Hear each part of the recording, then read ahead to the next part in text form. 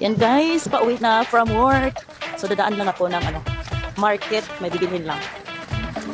At nag-snow today guys. So tingnan nyo, ang tapang ko no. Nakalimutan ko na naman yung ko sa liig. Pangtapon ako sa liog, sa akong ilong mapislat. O, di ba? Ihawiran ko sa kong bana. Dahil dangog.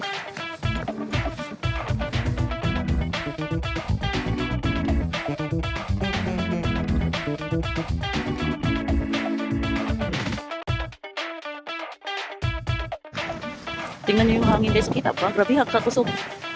At tapos sa pislat nga ilong, nakalimtad sa palay.